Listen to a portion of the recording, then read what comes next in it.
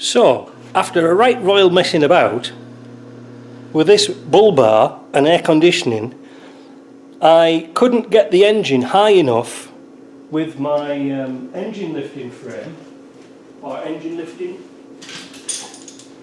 device on here, which I use. Because obviously now the engine's out, the suspension's come off, and I was an inch too short, I couldn't get it. So what I'm going to have to do is drop the motor onto the axle and re-sling it using this frame.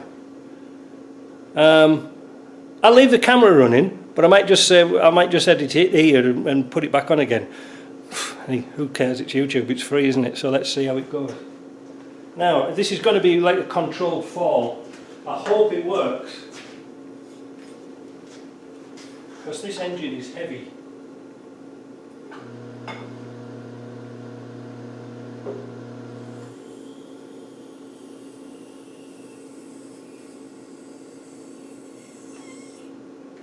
Of course, one of the things is that the legs on this lifting frame, I've got about this much clearance between the tyres. I've got to try and get that across.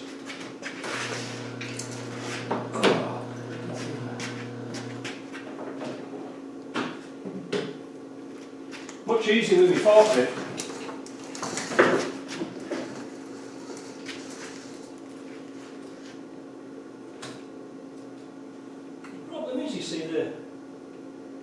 I can't get it further to that side because it's hitting on the tyre.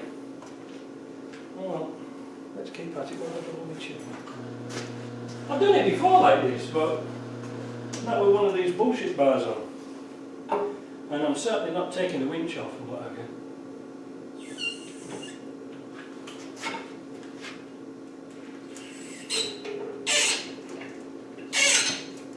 And of course I don't want to damage the air conditioning.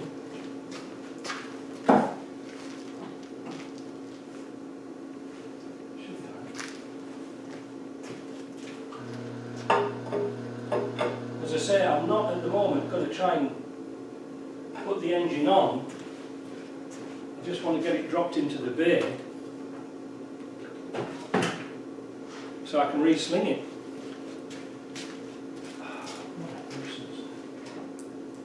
Of course, here we are on our own again.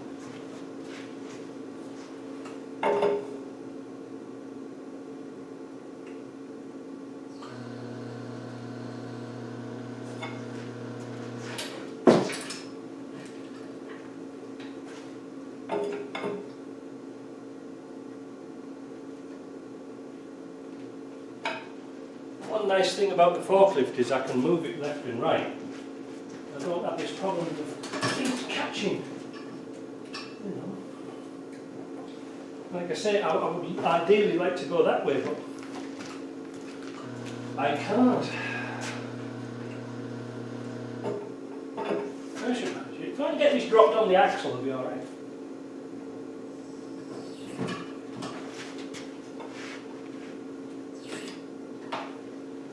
There's a pipe cord.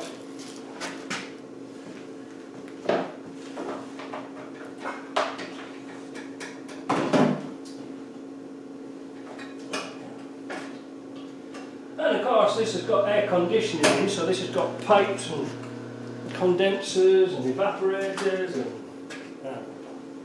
all sorts of stuff.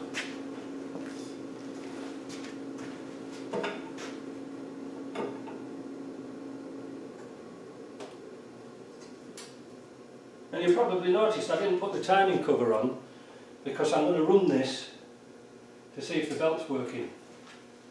Right, we're almost there.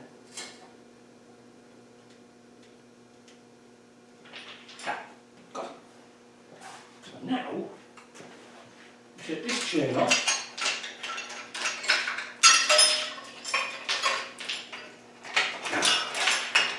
That off.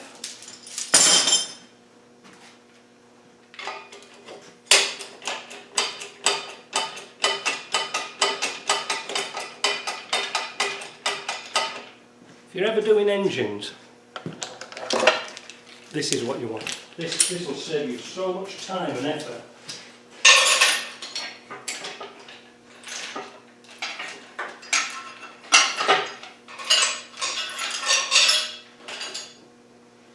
Like I said, to use this on the forklift was even better because I can move the forklift arm side to side, whereas this I'm just stuck.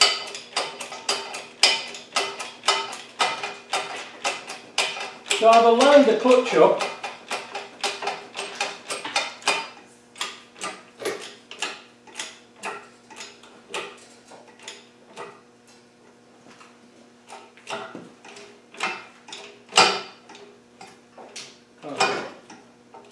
Put the frame on the wrong way around, so that's not too bad. We'll soon adjust that back again.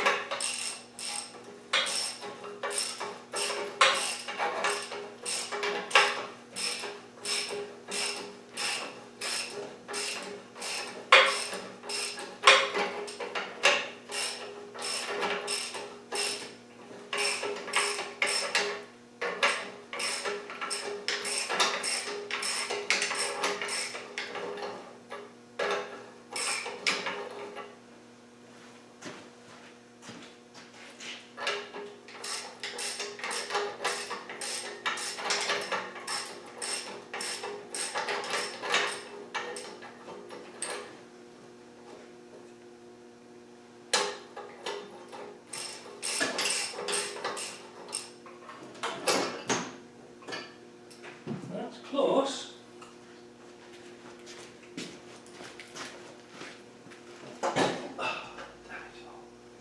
Bloody pipes on that side for the air conditioning, what a mess.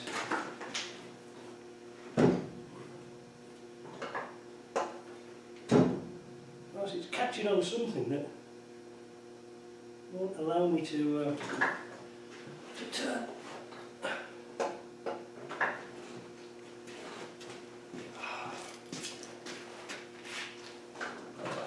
Conditioning pipes made super small and tight, so they won't go anywhere. Right, let's have a look at that. That's not looking too bad. Let's have a push at it and see what it'll do.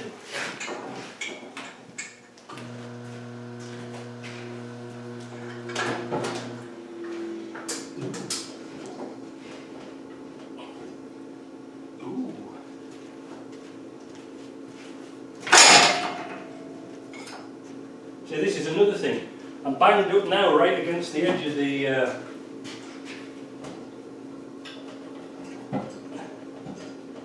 I'm banged up against the edge of the bloody bull bar now.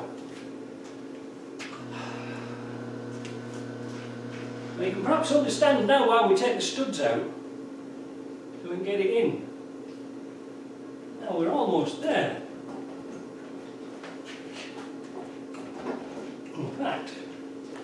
In fact, boys and girls, that's it, it's in. Ha. That was easy, wasn't it? No messing. Now I'm just going to turn the crank a little bit, just to make sure it's in.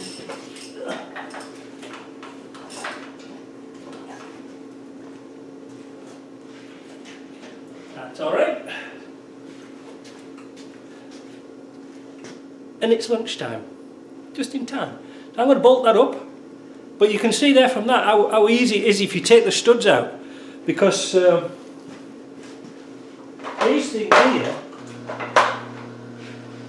if you take the studs out, these are designed so that at the factory they can just drop the engine in, boom, like this, onto the frame.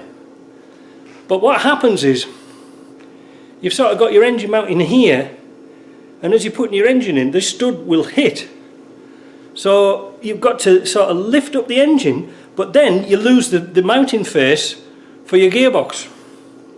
So I bin those, and I just put nuts and bolts in. So I'm just going to bolt that up. Hope you like that. Hope to get this running this afternoon. We'll see.